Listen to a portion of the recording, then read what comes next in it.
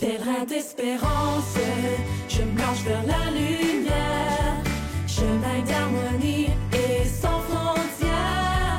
Je me lève et laisse tomber mes croix.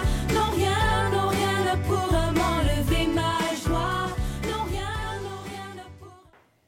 Soyez bénis, frères et sœurs. Figurez-vous que 2025 sera une année jubilaire, une année sainte. Et une année sainte comprend la possibilité pour nous d'obtenir beaucoup de bénédictions et beaucoup de grâce. C'est vraiment un don que Dieu nous fait.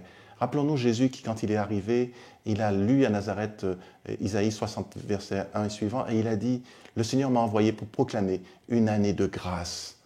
Et c'est vraiment une année de grâce que nous allons proclamer en 2025. À cet effet, le Saint-Père va ouvrir trois portes saintes, et plus une quatrième dans une prison, mais 3 portes saintes dans les grandes basiliques de Rome. Et donc, le monde entier ira en pèlerinage à Rome pour franchir ces portes saintes, pour obtenir la grâce de l'indulgence plénière. Mais tout le monde ne pourra pas se déplacer et aller jusqu'en Italie et à Rome. C'est pour cela que dans les diocèses, eh bien, il y a la possibilité de consacrer des lieux comme étant des lieux jubilaires. Ça veut dire qu'en allant dans ces lieux, on a les mêmes grâces que si on allait dans une basilique romaine. Eh bien, nous aurons à cet effet le dimanche 29 décembre à 17h, eh bien, la consécration de la cathédrale comme étant un lieu jubilaire pour l'année 2025. Le 31 décembre, nous aurons une veillée de prière de 9h à 1h du matin, enfin 21h à 1h du matin, dans presque toutes les paroisses. Et ça permettra aussi, si on participe à cet événement, eh bien, d'obtenir la grâce de l'indulgence plénière. Par ailleurs, le dimanche 12 janvier à 10h à Roura, dans l'église Saint-Dominique de Roura, eh bien, là aussi, cette église deviendra lieu jubilaire à partir de ce moment-là.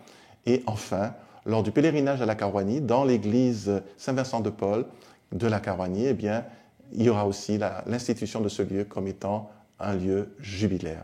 Et donc, nous pourrons nous y rendre et obtenir la grâce de l'indulgence plénière, c'est-à-dire vraiment, je ne donne pas les détails, mais beaucoup de grâce, beaucoup de bénédictions. Alors, il ne faudra pas oublier, bien sûr, pour valider vraiment ce temps, cette indulgence plénière, de prier aux intentions du pape et de se confesser dans les 8 jours qui entourent cette démarche et aussi de participer, bien sûr, à l'Eucharistie. À très bientôt.